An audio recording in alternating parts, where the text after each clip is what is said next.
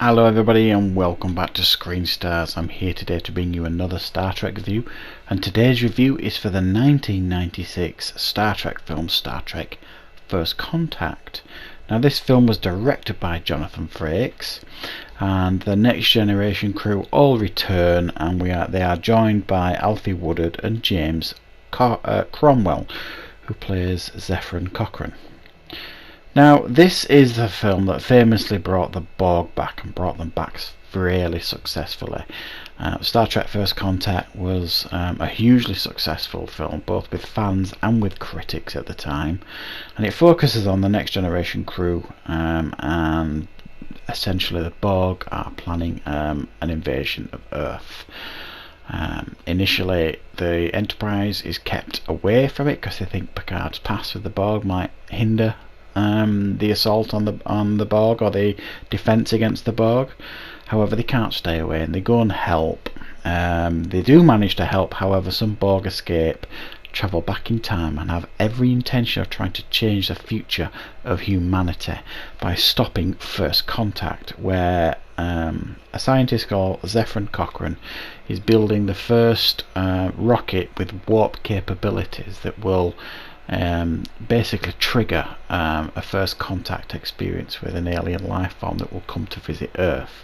And this is the turning point for humanity, and it is what starts moving humanity forward into the future that we now recognise in Star Trek. So the Next Generation crew have to go back in time and stop the Borg from preventing first contact. Right, so that's the storyline here. What are my thoughts on Star Trek First Contact? Well, I was about to say it's arguably the best Next Generation crew adventure, but there's no argument about it. It is the best one. I mean, they did 4 films. I didn't dislike Generations, as you will have seen in my review. Huge fan of this one. I don't mind Insurrection either. I actually think that's quite underrated. And Star Trek Nemesis we will get to. But I don't really dislike that one either. I think that's certainly watchable. But this is, I think, streets ahead in regards to Next Generation adventures, and there's so much about this that works. It's not without fault. I mean, don't get me wrong, there's barely anything for Councillor Troy or Beverly Crusher to do in this film. I mean, they are woefully underused here. And I can't imagine they were happy in regards to the screen time that they got, the 2 actresses. But thankfully they didn't, as like I say in the last one, Data was like the comedy sidekick. In this one, he certainly isn't. They've toned down his emotion chip, if you like, so he can turn it off and on when he chooses. So it only shows up now and again in this film. Data plays a very prominent part in this film. And Riker, I mean Jonathan Frakes, who directed the film, him and Geordi and a couple of others there on the planet's surface, they are helping Zefram Cochrane repair his rocket ship and try and make this first contact mission continue. And on board the Enterprise, it's Picard, Worf, and some others trying to prevent the Borg from taking over this new Enterprise. And that is really where this film excels, in those scenes. I mean, this brilliant stuff. There's some really tense scenes. There's a great scene where they have to walk across the Enterprise in gravity boots, if you like, and 3 of them, Worf, Picard, and I forget the other guy's name now, Hawk, that's it. And that's quite a tense scene. They have to release these clamps, if you like, because the Borg are trying to contact the Borg in that century to come and help them. So that scene I think worked really well. I thought that was quite effective. The scenes where they're walking around and they're anticipating seeing the Borg are quite good. There's a great holodeck scene where Picard goes in there and lures some Borg in there. I mean, there's so many great scenes. But I do think Alfie Woodard was a real highlight in this film. She plays Lily, who's from the past, but they have to take her to the Enterprise to get sickbay to make her better. And she kind of has this connection with Picard in this film. And Picard, obviously because of his past with the Borg, has got a reason to really hate the Borg, and he won't back down, and he's determined to make them pay for everything that they've done.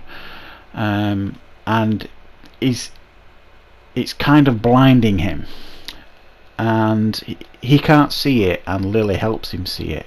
And there's a brilliant scene between them where he won't back down, and she compares him to Ahab from Moby Dick, and it's an inspired moment, I think, in the film that really works. Patrick Stewart is amazing, his performance in this film, and particularly in that scene. So it's really well written, I think, this one. It's really well executed. Jonathan Frakes understands Star Trek, understands the crew. I think he does the best with the crew that he can, apart from, like I mentioned before, little for Troy and Crusher to do. And it's a really good film. Now, in regards to imperfections in the film,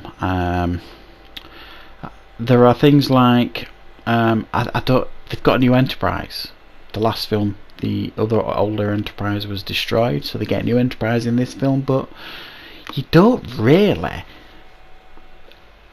get to see enough of it, certainly on the outside. And I think they could have shown it a little bit more love and attention. They could have spent, I don't know, 5 minutes of the film's opening to give us some kind of tour of it by doing a brief mission or something. I don't know. It's a really nice looking Enterprise, and it just, I don't feel like it's been properly introduced. There's a battle at the beginning with the Borg attacking Earth that, even with Picard's knowledge of the Borg, they seem to get taken out a little bit too easily, the Borg, I think. So that was a little bit of a letdown, this battle above Earth. But saying that, I'm nitpicking, you know what I mean? I mean, James Cromwell's brilliant as Zephyr and Cochrane.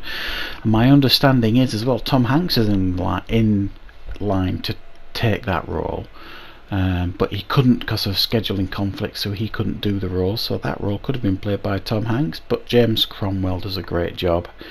And it's just a really great Star Trek film, this. One of the highlights, definitely deserves to be mentioned with some of the best Star Trek films like Star Trek 2 and Star Trek 4 and Star Trek 6. I think it's up there with them, certainly in the discussion, for one of the finest Star Trek films ever made. And it's just a really fun adventure. So that is my review. It's a 9 out of 10. We'll give it that score, certainly. It's a really entertaining Star Trek film, one that certainly is one of my favourites. So coming next will be the review for Star Trek Insurrection. Looking forward to watching that one again, and I will bring you that review hopefully next week. So thank you very much for watching, everybody. I hope you enjoyed it. Thank you very much. I will see you back with more content very soon.